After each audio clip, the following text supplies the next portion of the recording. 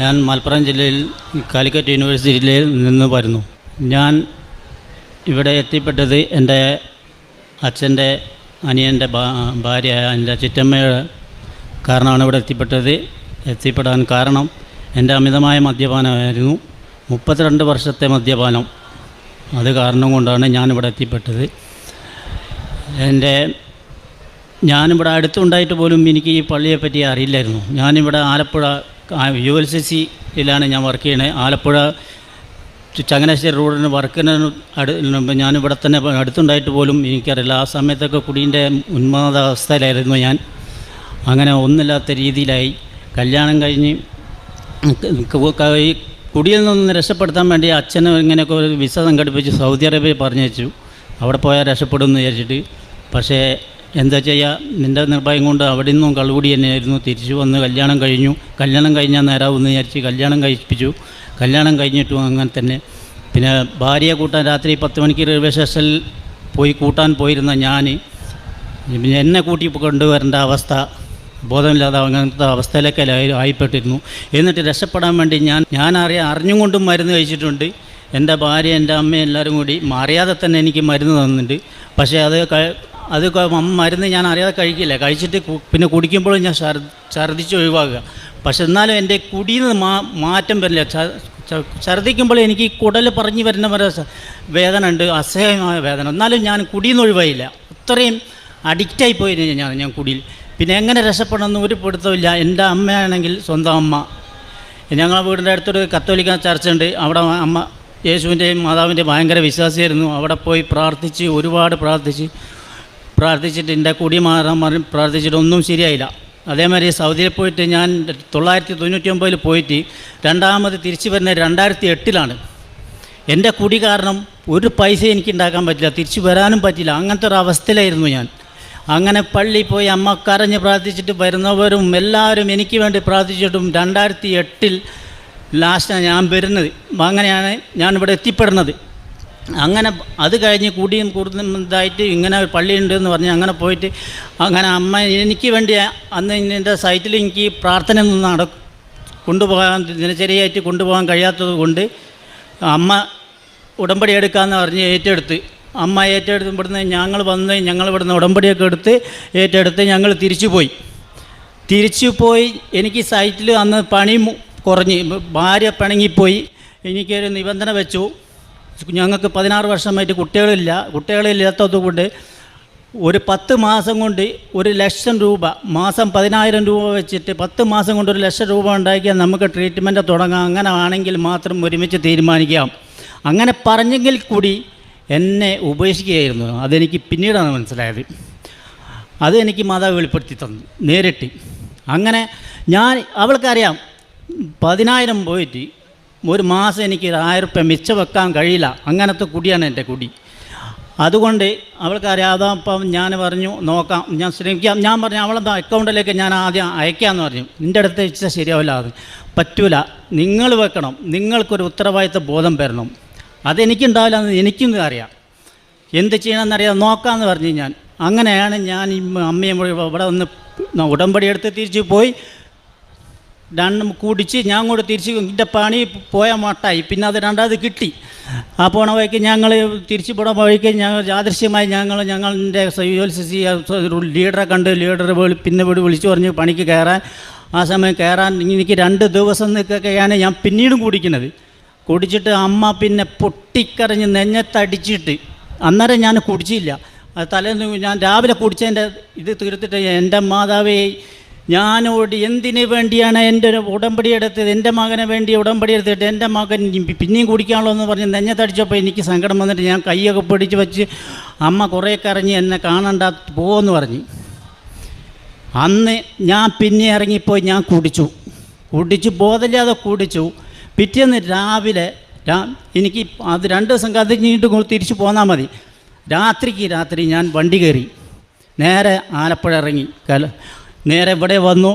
ഉടമ്പടി ഞാനങ്ങെടുത്ത് സ്വന്തം എനിക്ക് തോന്നിയിട്ട് ഞാൻ ഇവിടെ നിന്ന് ഉടമ്പടി എടുത്ത് പോയിട്ടും സൈറ്റിൽ കയറിയിട്ടും എൻ്റെ 1/9/2023 സെപ്റ്റംബർ മാസം 1-ാം തീയതി ഞാൻ എടുത്തു. പക്ഷേ കുടി നിന്നില്ല.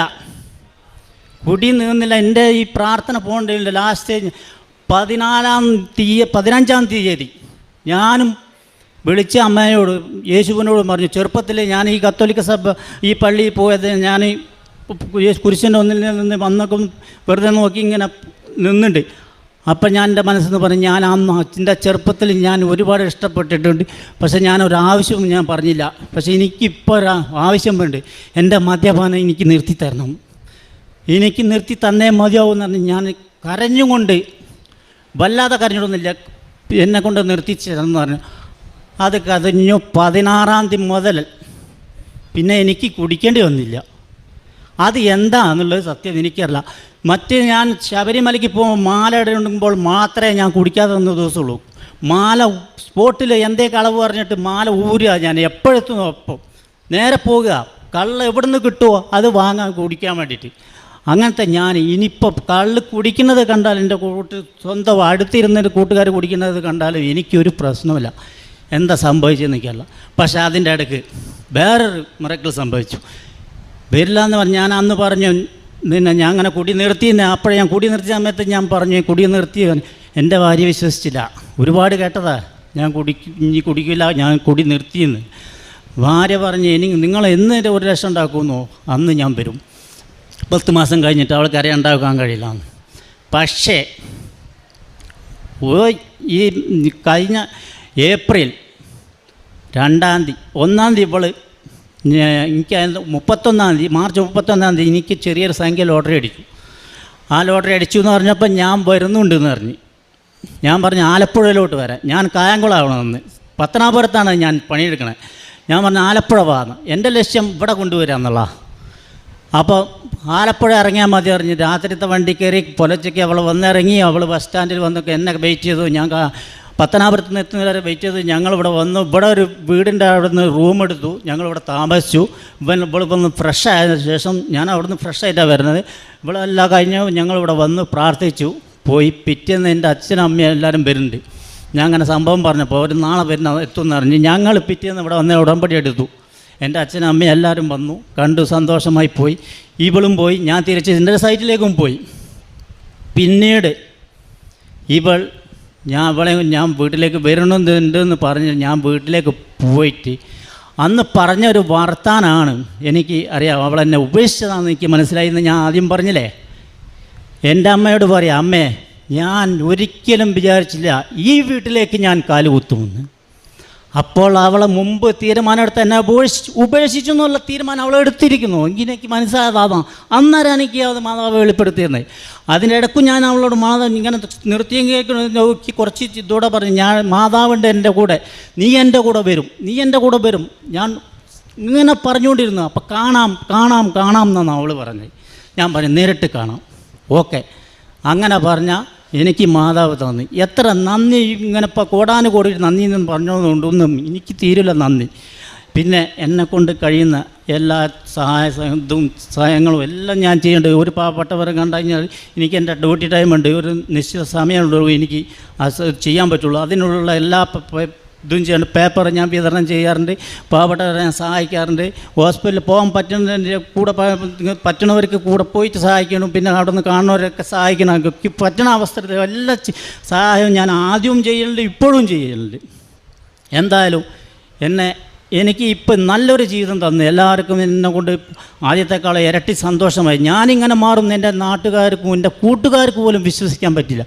ശബരിക്ക് എന്ത് മാറാ, എല്ലാവരോടും ഞാൻ പറയുന്നുണ്ട്, വിട്ടോ, ഇങ്ങനെ തന്നെ പറഞ്ഞേ. അവിടെ ഒരു മാതാവുണ്ട്, നിങ്ങൾ പോയാൽ രക്ഷപ്പെടും. എനിക്ക് അത്രേ പറയാനുള്ളൂ. ബാക്കിയെല്ലാം മാതാവ് നോക്കിയോളും. പക്ഷെ നിങ്ങൾ പോയേ പറ്റൂ.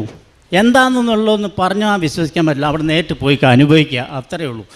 അങ്ങനെ ഞാൻ പറഞ്ഞിട്ടുള്ളൂ എല്ലാവരോടും. എന്ത് സംഭവിച്ചാലും അമ്മ വിളിച്ചു പറയും, അവിടെ ഇങ്ങനെ സംഭവം. ഞാൻ പറയും, ഇവിടെ കൃപാസന അമ്മയെ പോയി കാണാൻ പറയും. അങ്ങനെ ഇപ്പം തന്നെ പറയാറ്, വേറെ ഒന്നും ഞാൻ പറയില്ല. അതുകൊണ്ട് എനിക്ക് എന്തായാലും നല്ല ഇത് കിട്ടിയത്, ഈ അനുഗ്രഹം കിട്ടിയത് എൻ്റെ മാതാവും എൻ്റെ ഈശോ തമ്പുരാനാണ്. എനിക്ക് പരിശുദ്ധമ്മയ്ക്കും തിരുക്കുമാരനും വലിയൊരു നന്ദി പറയാൻ നമുക്ക് വലിയൊരു സാക്ഷ്യമാണ്. അതായത് 32 വർഷമായിട്ട് ഈ മദ്യപാനത്തിൽ നിന്ന് മാറാൻ, ജീവിതം മുഴുവൻ ജീവിതം മുഴുവൻ കയ്യിൽ നിന്ന് പോയ ഒരാളാണ്. വലിയൊരു സാക്ഷ്യമായിട്ട് നമ്മുടെ മുമ്പിൽ വന്ന് നിൽക്കുകയാണ്. നമുക്കറിയാം 38 വർഷമായിട്ട് ബെത്സേദ കുളക്കളവിൽ കിടക്കുന്ന രോഗിയെ കർത്താവ് അടുത്ത് ചെന്നിട്ടാണ്, അവൻ്റെ അടുത്ത് ചെന്നിട്ടാണ് അവനെ കിടക്കിയെടുത്ത് നടക്കാൻ പറയുന്നത്. അപ്പോൾ തീർച്ചയായിട്ടും ഈ മകൻ്റെ അടുത്തേക്ക് പറയുന്നത് പലതവണ അമ്മ ഉടമ്പടി എടുത്തു, അതിൽ ചെയ്യാൻ നോക്കി നടന്നില്ല. പക്ഷേ പിന്നീട് ഞാൻ തന്നെ തീരുമാനിച്ച് 2023 ഇവിടെ വന്ന് അമ്മയുടെ മുമ്പിൽ ഉടമ്പടി എടുത്ത് സെപ്റ്റംബർ മാസം ഉടമ്പടി എടുത്ത് എന്നിട്ട് പറയണം, സെപ്റ്റംബർ മാസം 16-ാം തീയതി ഈ മദ്യപാനം എങ്ങനെ നിന്നെന്ന് എനിക്ക് പോലും അറിയാൻ പാടില്ല. എൻ്റെ കൂട്ടുകാർ വിശ്വസിച്ചിട്ടില്ല, എൻ്റെ നാട്ടുകാർ വിശ്വസിച്ചിട്ടില്ല. നിബന്ധന വെച്ചിറങ്ങിപ്പോയ ജീവിത പങ്കാളി തിരിച്ച് ജീവിതത്തിലേക്ക് വന്നു. അങ്ങനെ കയ്യിൽ നിന്ന് പോയ ജീവിതത്തെ പരിശുദ്ധ അമ്മ ഇങ്ങനെ ചേർത്ത് പിടിച്ച് കൊണ്ടുവന്നു. നിങ്ങളിത് ഈ സാക്ഷ്യങ്ങളൊക്കെ കാണുമ്പോൾ നമ്മുടെ മനസ്സിൽ തട്ടണം. നിങ്ങളിവിടെ ഇരിക്കുന്നവരെ ഒരുപാട് നിയോഗങ്ങളുള്ളവരാണ്, ഈ സാക്ഷ്യം കാണുന്നവർ ഒത്തിരി നിയോഗങ്ങളുള്ളവരാണ്. നിങ്ങളുടെ മനസ്സിലെ പരിശുദ്ധ അമ്മയോടുള്ള വലിയൊരു വണക്കമുണ്ടാകണം. ഈ കൃപാസന ആൾത്താരെ പ്രത്യക്ഷപ്പെട്ട അമ്മയുടെ പ്രത്യക്ഷീകരണത്തിൽ വിശ്വസിച്ചുകൊണ്ട് അമ്മയുടെ പ്രത്യക്ഷീകരണത്തിന് എന്നെയും ഇതുപോലെ സാക്ഷിയാക്കണേ എന്ന് പറഞ്ഞുകൊണ്ട് വേണം നിങ്ങൾ ഉടമ്പടി നിബന്ധനകൾ പാലിക്കാനും ആത്മവിശുദ്ധീകരണ പ്രവൃത്തികളൊക്കെ ചെയ്യുവാനും. അപ്പോൾ പരിശുദ്ധമ്മ നിങ്ങളുടെ കൂടെ എല്ലാവരുടെയും കൂടെയുണ്ട്. നമുക്ക് ദൈവത്തെ മഹത്വപ്പെടുത്തി വലിയ കരഘോഷത്തോടെ ദൈവത്തിന് നമുക്ക് നന്ദി പറയാം.